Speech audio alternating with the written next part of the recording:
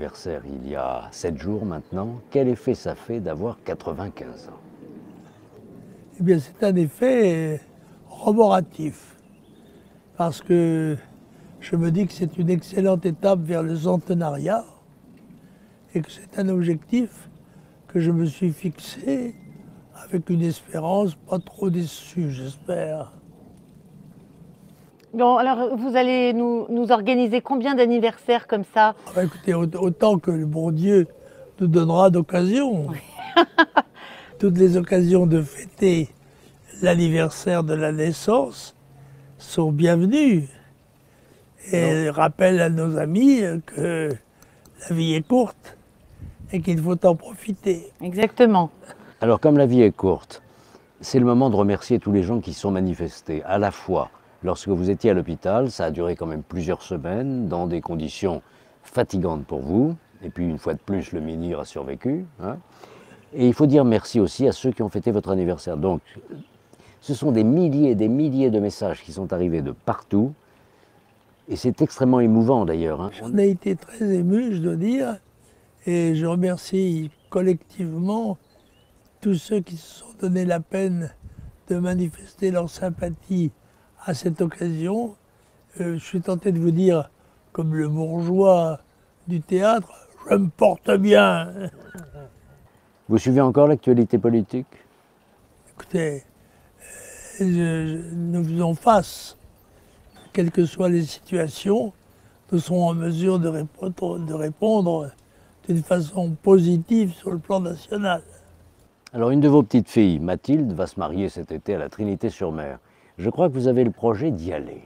Oui, ma foi, ça serait assez banal tout de même que le grand-père soit présent lors de ces hostilités bienveillantes Et ça vous permettra. que sont les fiançailles.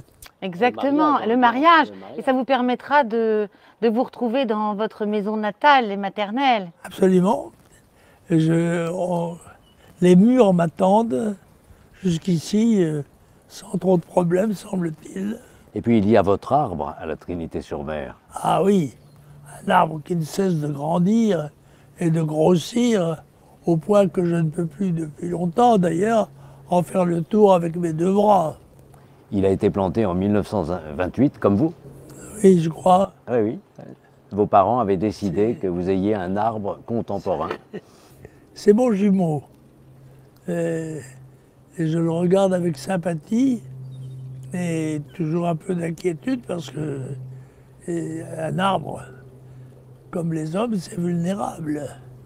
Celui-là, jusqu'ici, a bien résisté. Je suis assez content de lui. Alors que les menhirs, eux, ne bougent pas. Ah, les menhirs sont imperturbables aussi, mais ils ne sont pas vivants comme les arbres. Les arbres vivent, je crois même qu'ils parlent. Mais je ne connais pas leur langage. Ah, moi non plus, c'est un ésotérisme qui ne m'a jamais appelé en fait. Et c'est très breton, très celte en fait, en réalité. Je crois que c'est assez proche de la nature et les arbres sont nos frères, un peu figés là où ils sont nés. Mais pour le reste, ma foi, ils en prennent leur parti aussi. Il y a une question qui me vient.